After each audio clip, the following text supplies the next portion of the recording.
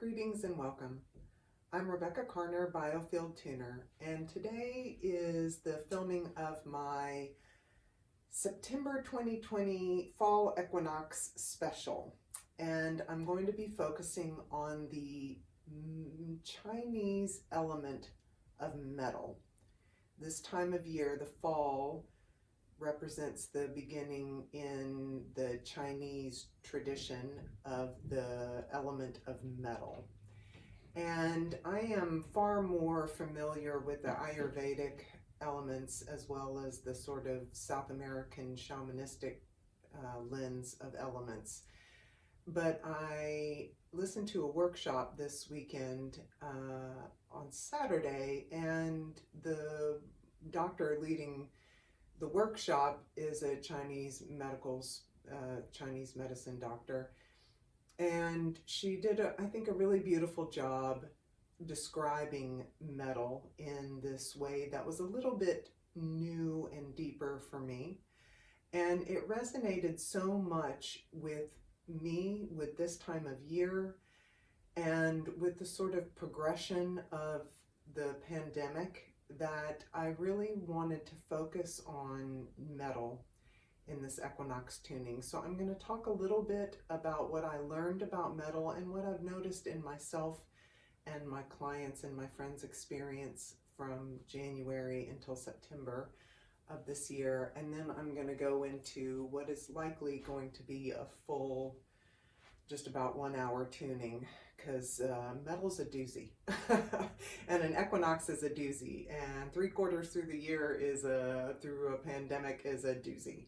So here we go. So apparently metal represents the lungs, skin, large intestine. It represents the emotion of grief. It is represented by the color white. It is sort of about making room for expansion, which if you think of grief, which in our culture isn't an emotion that people really embrace, and as Westerners, we kind of don't really know what to do with our own grief, much less grief on somebody else. But the passing of something cyclically in nature, like this time of year, the passing of something makes room for something else. I think metal and the fall in general is about the cyclical releasing, but knowing that something will come again. And particularly grief, I find my experience of grief really interesting, and there are times when I've certainly wallowed in it and maybe clung to it and gotten all bogged down in it, but there are parts of my grief that I really love, because I've never grieved for something that I didn't love. For me to get more knowledgeable when I am in grief, it always deepens my appreciation for what I sort of brought to the table. Because if I have sustained loss of a loved one, a loved thing, a loved time of life, a loved place, it always really strikes me, I wouldn't miss it if it weren't deeply meaningful and if I hadn't really shown all the way up to it. Something that you don't notice. You don't grieve it when it's gone, but if you were fully present and fully engaged with something and then it goes and you think, oh my gosh, it's gone, that's a beautiful thing, because that means that you were really there and really enjoying it. And two things that have really come up for me with pandemic, and it's come up in the collective, it's come up with other people, are the sort of different kinds of loss. One is a psychological term called ambiguous loss, which if you're from a culture or a family culture that maybe came from another country, you may have been brought up in a family with a sense of ambiguous loss, like the grandparents or the parents were pining for a country, or for missed family members that, say, the children or grandchildren have never even been to or never even met. But the children, in being raised by these adults who are remembering something forlornly, they sort of inherit this sense of ambiguous loss. And with the change in cultural maneuverability and stuff, we've all had various forms of ambiguous loss. Like those of us who didn't lose our jobs but can no longer go into the office, that's an ambiguous loss. You're still working, but that routine, that thing that you had, is gone. Another term that I learned very recently is called complicated grief. And I was moving through a personal grief when I learned about it, and I really appreciated it, because what complicated grief is regular old garden variety, gut-wrenching grief that for whatever reason societally you can't express it. So you kind of can't tell those around you what's going on. Good examples of this are, say, miscarriages or abortions or the ending of an affair, which you kind of can't tell anybody about necessarily, depending on the situation, but you're sustaining a deep loss regardless.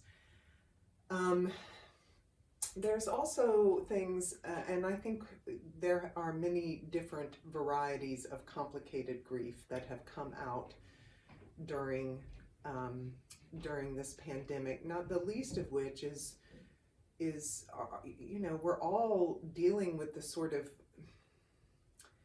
subterranean complicated grief around our lack of ability to get to our distractions, and get to our friends and get to our sort of status quo, or the things that we used to do to blow off steam. That's gone, and you can't walk around as a grown-up having a tizzy that you can't go to the movies. But you're still feeling it. You're having a visceral experience of, I can't get out of my house. I can't even go watch art. So that is really real, and that is all contained in the element of metal. The other thing that the woman running the workshop did, I thought, a really beautiful job of describing about metals is that they are precious gems, in that metals are made of many elements that are formed under pressure, much like a stone in their sort of raw natural environment. And that if you consider the combining and pressurized forming of something that's then malleable and useful, but it comes to be under pressure. And I really liked her description of metal in that way, because I tend to think of that in the formation of rocks and minerals, but maybe not so much metals. And then I think the last thing that I'd like to speak to is really around the lungs. That the organ, while there were a few associated with metal, with grief, and certainly in the Biofield tuning, Biofield anatomy, the grief and lungs are always associated with one another. And again, when you link this broader global pandemic, there are many things that are being affected by the virus, but one of the humdingers, one of the leading ones, is the lungs. And so it's around these sort of concepts and around these energies and around this lung part of the body. Every inhale, you breathe possibility in, and every exhale is a release, but it leaves room then for the next inhale. And it is on the however many times a day that we draw a breath, a representation of that cyclical nature and of non-clinging and of being open to what can come. So I'd like everybody to take a nice big deep breath into our metal lungs, and not to be confused with an iron lung. And let's drop in, and I'll say whatever I need to say as it arises, but largely I'm just gonna ping and breathe. And let's ground into this final leg of 2020 and greet the change from late summer into fall, and honor the equinox and honor the element of metal.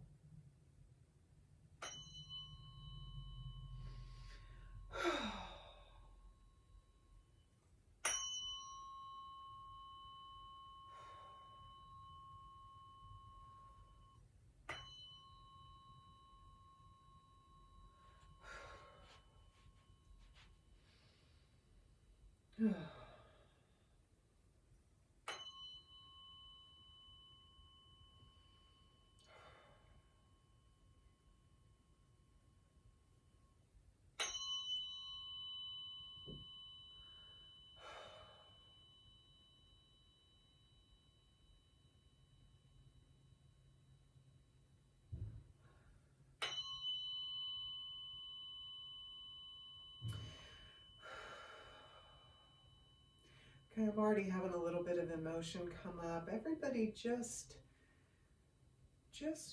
focus on the breath and maybe really focus on the exhales. Kind of let inhales naturally occur and let them just evenly and easily fill the space that was created by your exhale.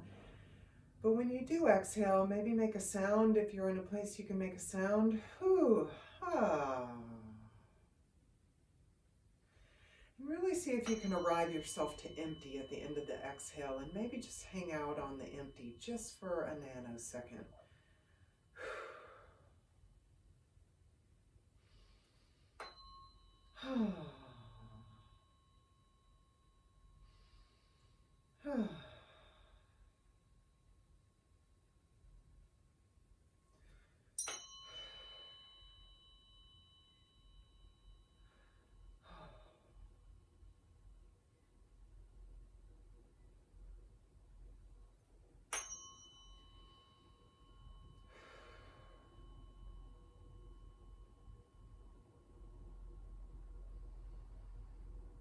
And I'm pretty pleased with the activation of the Earth Star. We're going to really create a strong ground, though, because grief needs to have a place that it's tethered to and that it can usefully release into. So let's ground our energy systems and the collective energy system deep into the core of the earth.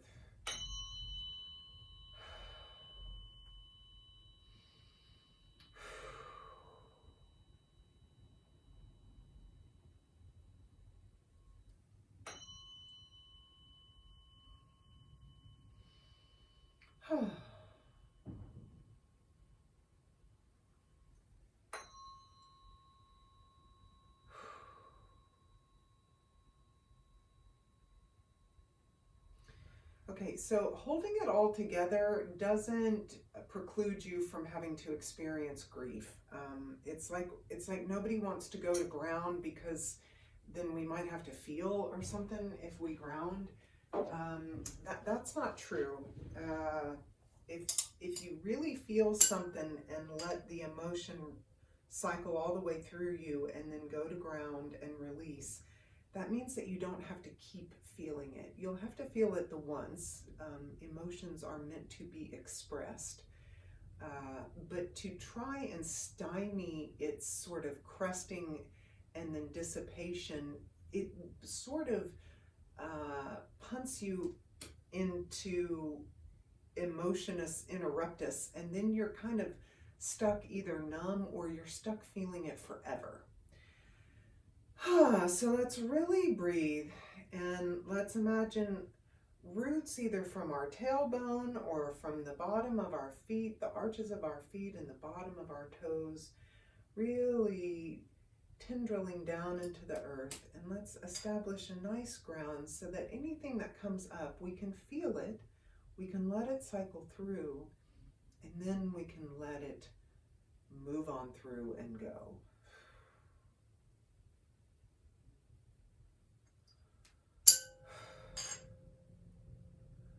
Whew. Fear not, intrepid travelers, fear not. I have this like tightness in my belly, like yikes, yikes, yikes. No yikes, no yikes. The coming of fall is a beautiful thing.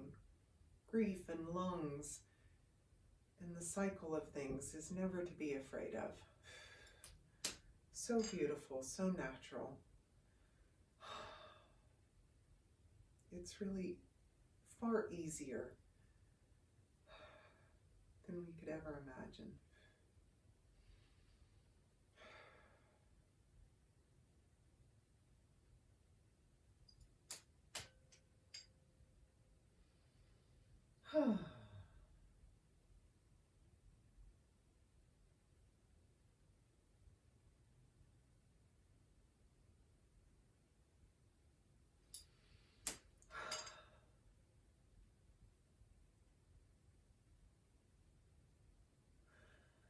Okay. Whew.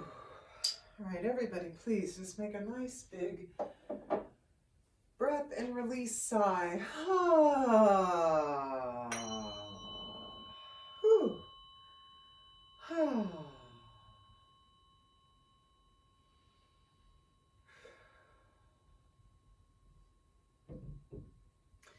Fare thee well. Those are the words that keep coming. Fare thee well.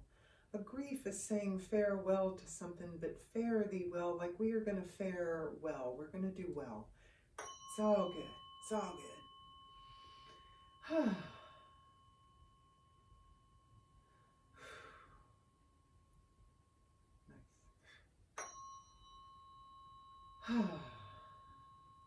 Nice. Nice.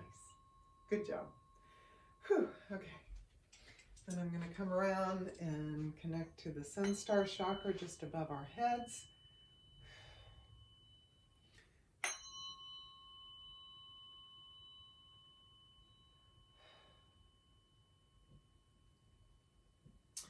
Right, so, okay. There we go. You know, one of the things that Dr. Nancy said in the workshop was that the lungs and the element of metal, and really I think it, as it pertains to its association maybe with the large intestine, is really also about embodiment, and it's about our ability to really, wow, kapow, to really let life in.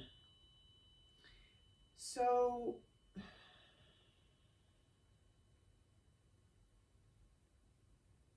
this doesn't really count for babies, but often the way to get the fullest breath in is to start with an exhale, right?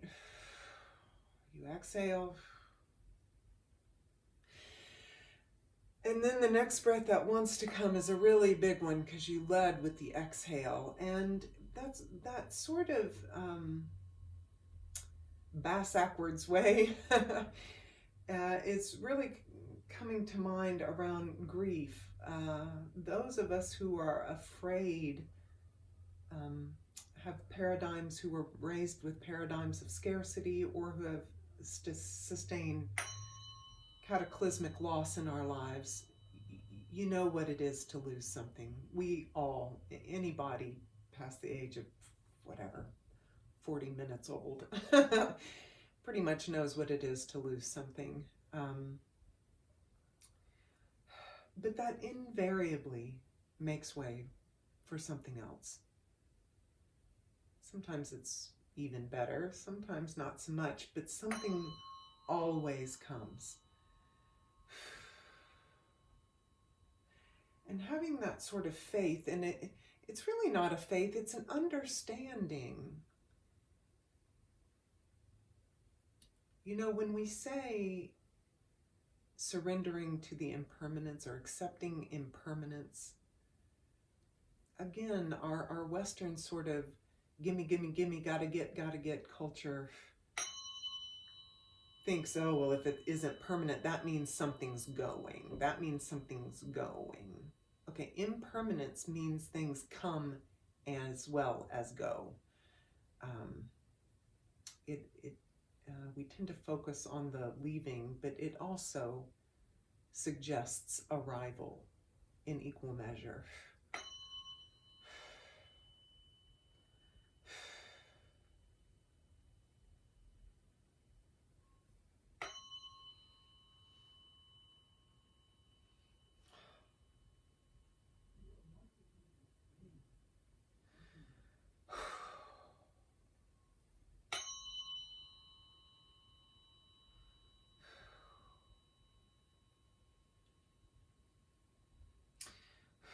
Okay, I'm pleased with that. All right, so I'm going to come in on the lungs, and that is also the heart chakra, but in this way, I'm going to really focus on lungs.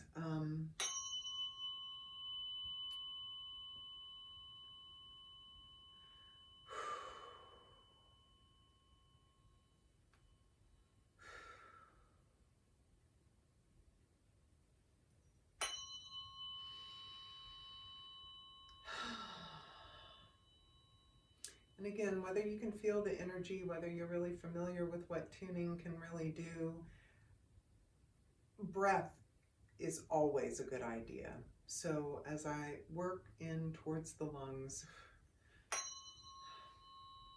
just focus on your own breathing. Notice if you kind of get lost in a breath, or if you are breathing quickly, or you started listening to the fork and you realize you started to hold your breath.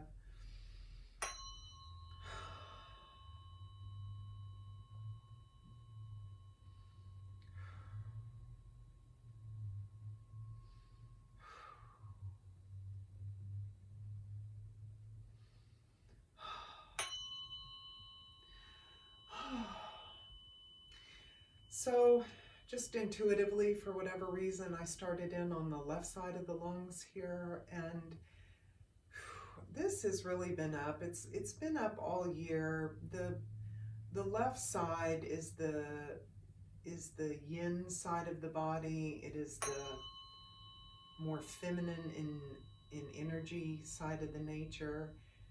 Side of the body. And I've been really finding this year that in an overwhelming amount of individual client sessions, that this sort of pocket above the left shoulder, a couple of feet off the body, is on a lot of people. It's sort of somewhere, the sort of strike zone is kind of in this part of the ether, just off people's left shoulder and neck. And it's really housing a lot of our familial and ancestral and cultural messages of grief and scarcity and scaredness, and messaging that was really browbeaten into us by generations, where they really believed that kept them alive, except the rules of engagement have changed, but we're still trying to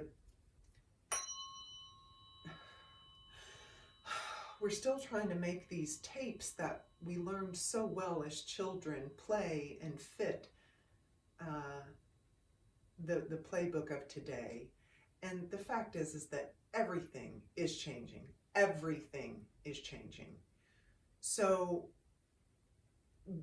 whatever used to work is likely not going to work going forward. Not because it was a bad idea, not because anybody was stupid or wrong. Whew. Whew. Thank you, ancestors, for teaching us so well Thank you for so adamantly imparting the wisdom that you thought we needed. That is beautiful. That is a gift. And we can receive the gift of our ancestors' love without trying to wear these straight jackets of confined belief that weren't going to work for us in this here and now anyway. And we don't have to feel bad about it. Whew.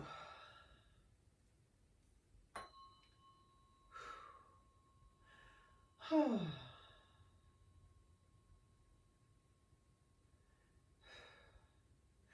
really having a hard time breathing, y'all. It's like, I feel like that.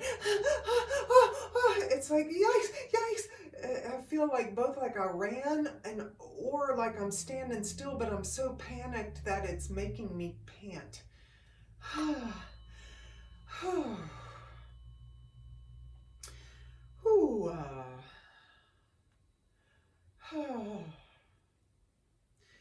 Bring back to center, bring back to breath.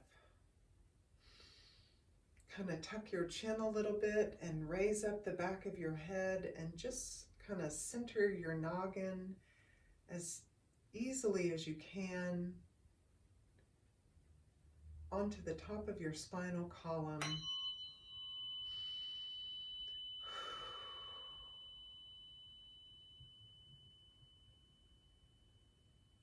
And know that regardless of the ambiguity, regardless of the uncertainty, regardless of the current losses that you've sustained, if you're here and if you're watching this video, and if you're breathing, and if you've eaten today, and if you have shelter, you're doing great.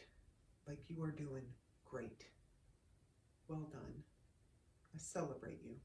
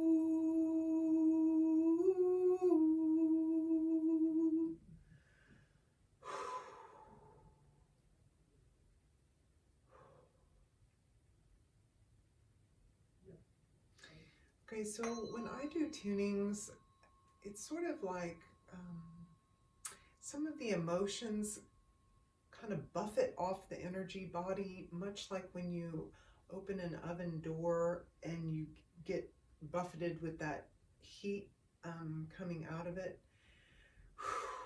And then after the initial sort of wave, you can still feel the warmth, but it's not as intense as right when you open the door.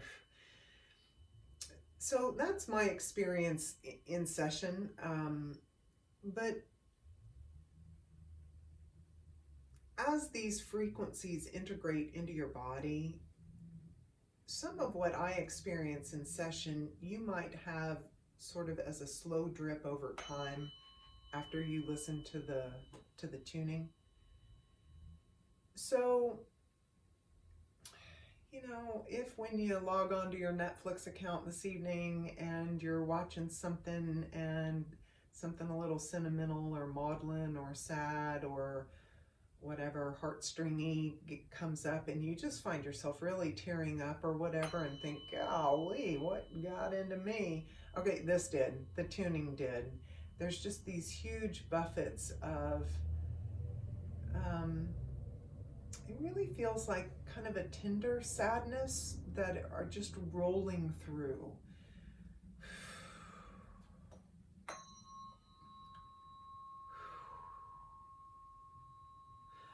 Ah.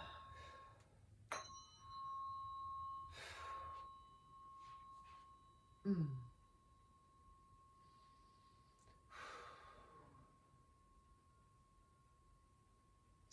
And for those of us who are suffering from these sort of fall seasonal allergies, for those of us who are already starting maybe our sort of fall temperature change sniffle and congestion and mucus cycle, for those of us who got COVID and have recovered but are maybe having some post-viral symptoms, I'm just dropping this coherent and harmonized energy into the tissue of the lungs so that we may breathe more easily and that we can accept the present moment, be in the present, and breathe in our actual surroundings more easily going forward. Nice. Whew. Nice. Good job, y'all.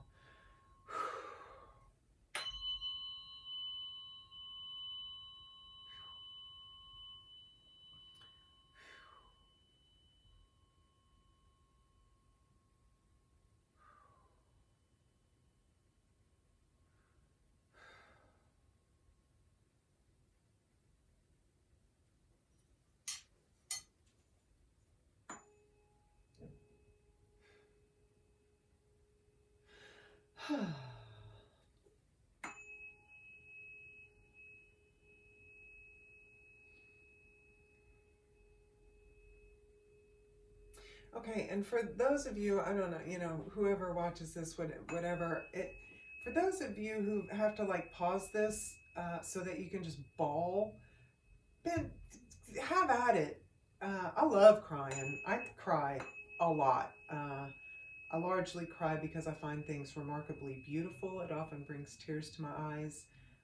Although I will sometimes also cry when I'm sad. I cry mostly just because of big and deep and thoroughly felt emotion. It's not necessarily the sadness emotion. But, for those of us who can cry, for those of us who like to cry, cry for us all. Man, we've all lost stuff this year. And fall is about the passing of things. Fall is absolutely transitional. And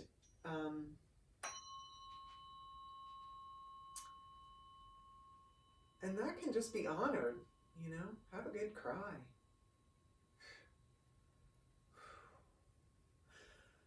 I'm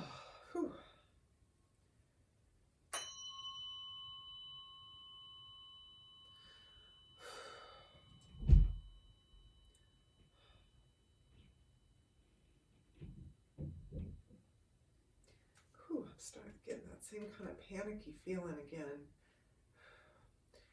Really worried about, so much of this is worry. Oh.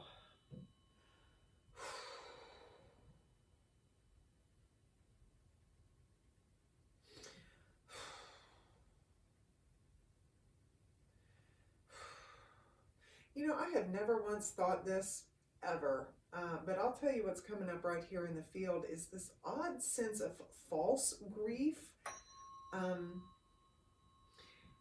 It's like we manufacture grief in the way that we worry about everything all the time, that we kind of punt ourselves into grief when in fact there is absolutely nothing that's been lost in any measure of reality.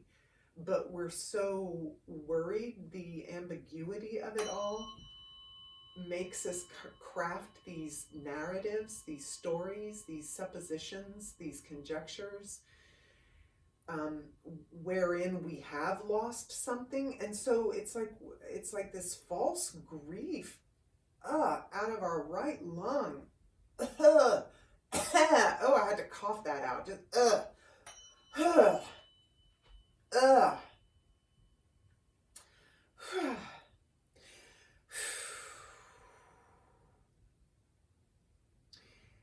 I, I, God, I just really want to give everybody a hug, and I guess for anybody who doesn't have a strong self-awareness, mindfulness practice, I really encourage you for homework, should you choose to accept it. When you find yourself hooked on a story of loss, check in with yourself, do the Brene Brown reality fact check, and see if that's just a worry that you had, or if in fact you've truly lost something. And then if you haven't, don't scold yourself. You don't have to get upset. Don't have to get cranky. Just take a breath and say, oh, thank God, that wasn't real. Whew, ha, ha. Whee, doggy. What? Oh, that was not a true story. I thought I had lost all. I thought everything was lost, and it isn't. Okay. Okay. Whew. All is not lost. Courage, dear heart.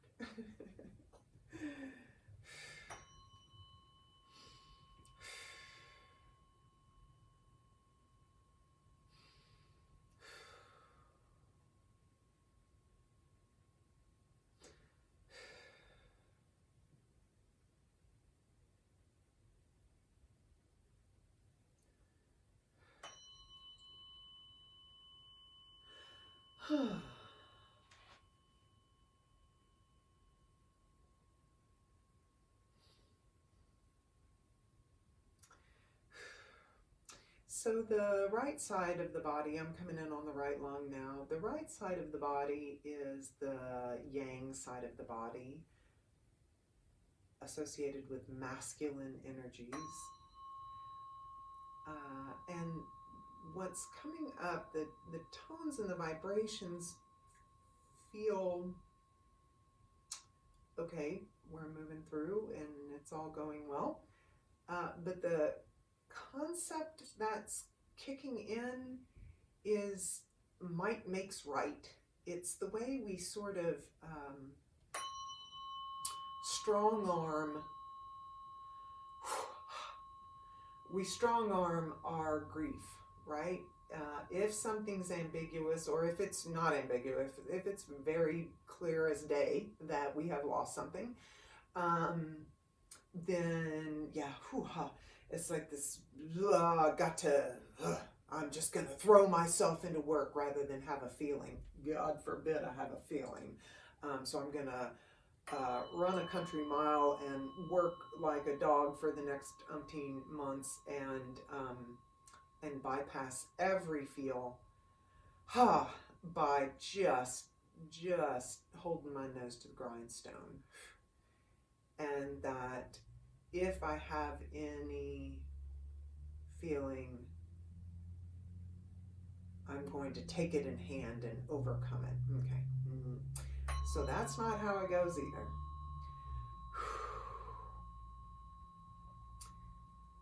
I feel like, you know, if I had an infinite amount of time, I'd look back over all my videos and see how many times I've used the word tender. It just keeps coming up. I know I struggle being tender with myself. I am far kinder and far more tender with anybody else than I am with myself. But with grief, and really with the lungs, and with this releasing time of year,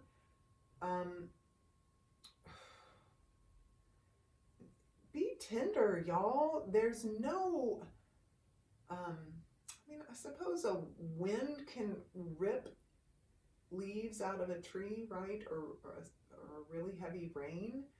But other than that, the leaf lets go when it's bloody well ready to let go, right? You can't look at a tree and say, "Hey, okay, shed." Okay, you can't might make right fall. Um, and it's the same thing with us.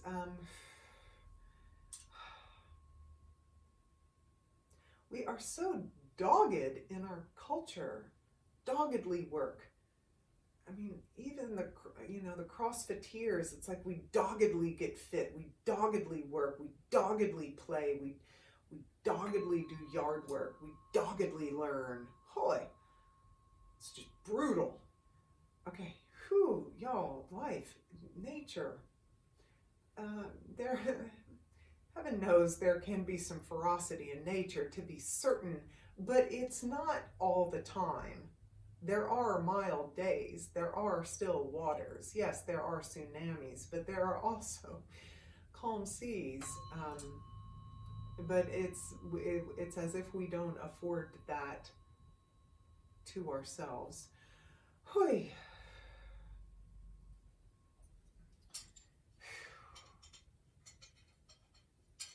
So try a little tenderness. Oh, you know what? I think I actually did a video with that very thing. Okay, it's back up. Tender. Tender's the new fall. Okay, right.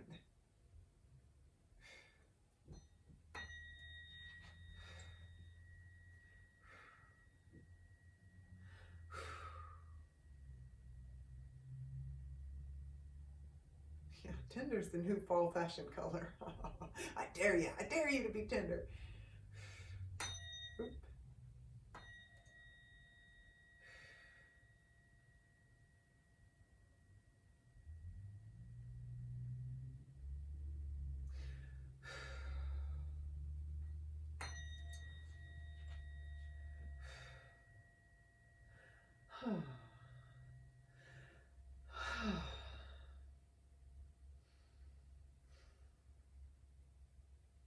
Actually had a little micro adjustment in my right hip.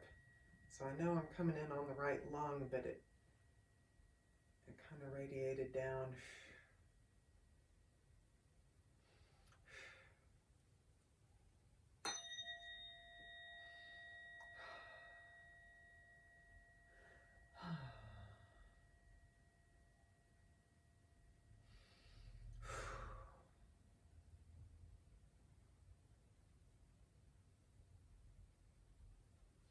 And as the cool air, as the coolness and the congestion of this time of year and of being indoors more arrives, I just want to honor that those of us who may over the next several months get symptoms, and whether they wind up being COVID or not, just to love your lungs and to be reasonable and go slow. If you're having a symptom, please get it checked. Truly better safe than sorry for you and for public health and for global health and for global love.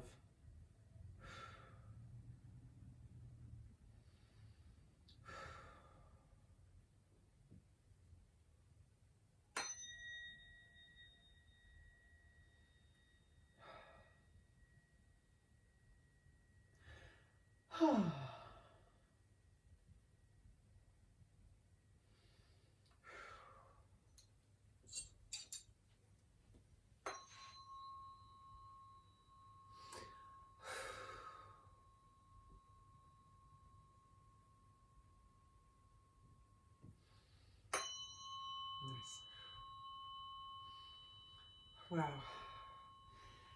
I don't know about you, I am really having a lot easier time drawing a nice full breath. Wow, the tone in this fork is just gorgeous. I don't know if it translates on whatever you're watching this on, but yay. Okay, I'm gonna go ahead and wrap this up.